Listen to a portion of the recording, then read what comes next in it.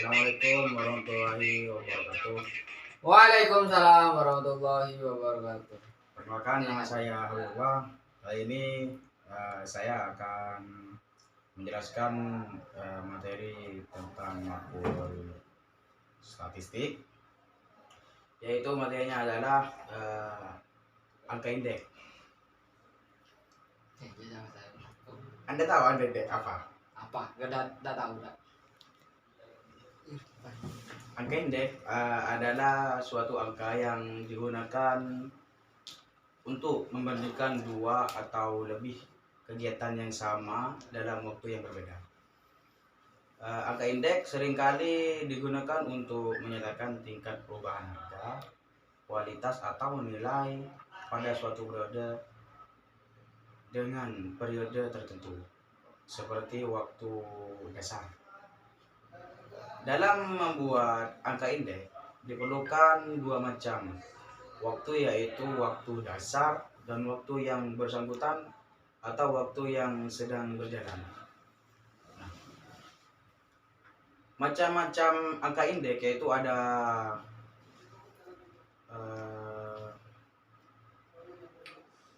tiga, yaitu yang pertama indeks harga.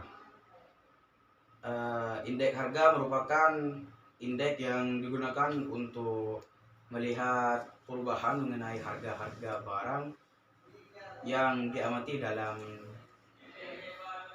barang yang sejenis maupun barang yang beragam jenis. Di Indonesia, indeks harga ditetapkan dari hasil pengumpulan data oleh Badan Pusat Statistik atau yang disebut dengan PPS. Caranya, masing-masing harga barang dan jasa diberi bobot atau dalam kurung weighted berdasarkan tingkat keutamaannya. Jenis-jenis indeks harga, jenis-jenisnya yaitu ada beberapa, yaitu yang pertama indeks harga konsumen atau yang disebut dengan IHK. Indeks harga konsumen yaitu indeks harga yang mengukur perubahan yang terjadi pada harga eceran barang dan jasa yang diminta konsumen dari waktu ke waktu.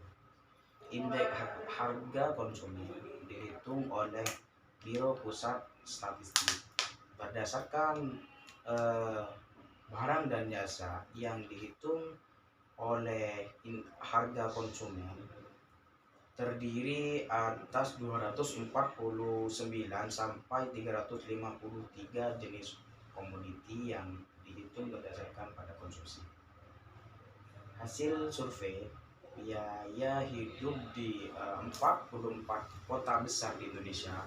Seluruh komoditi tersebut digolongkan menjadi 7 kelompok besar, yakni bahan makanan, makanan jadi, rokok dan tembakau, perumahan sandang, kesehatan, pendidikan,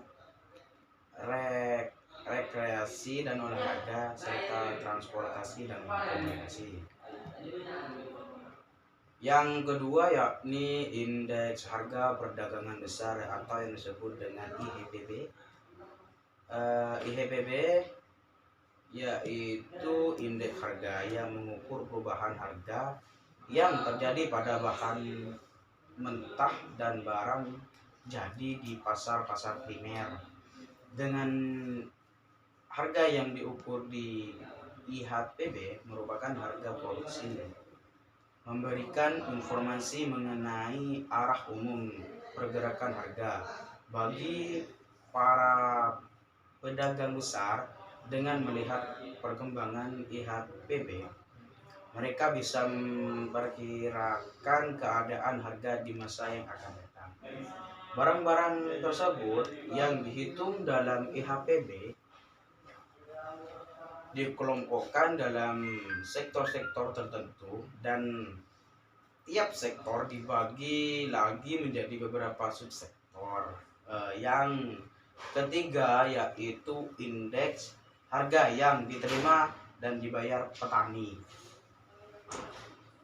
Indeks harga yang diterima petani adalah indeks harga yang mengukur perubahan harga yang diterima petani atas penjualan hasil produksi pertaniannya. Apapun indeks harga yang dibayar petani adalah indeks harga yang mengukur perubahan harga yang dibayar petani atas barang atau jasa yang diperlukan petani. Untuk konsumsi maupun untuk produksi pertanian, dengan membandingkan indeks harga yang diterima petani terhadap indeks harga yang dibayar akan diperoleh nilai tukar petani. Dengan menghitung indeks harga yang diterima petani tersebut dan dibayar oleh pemerintah dapat menetapkan kebijakan yang tetap dalam memperhatikan dan meningkatkan kesejahteraan petani. Untuk yang terakhir yaitu adalah indeks harga implisit. Indeks harga implisit yaitu adalah indeks harga jenis ini sebenarnya merupakan suatu metode untuk membandingkan pertumbuhan ekonomi nominal dengan pertumbuhan ekonomi real. Perhitungan cara ini melibatkan semua barang yang diproduksi. Indeks harga implisit menjadi ukuran inflasi dari periode di mana harga dasar untuk menghitung GNP real digunakan sampai GNP sekarang.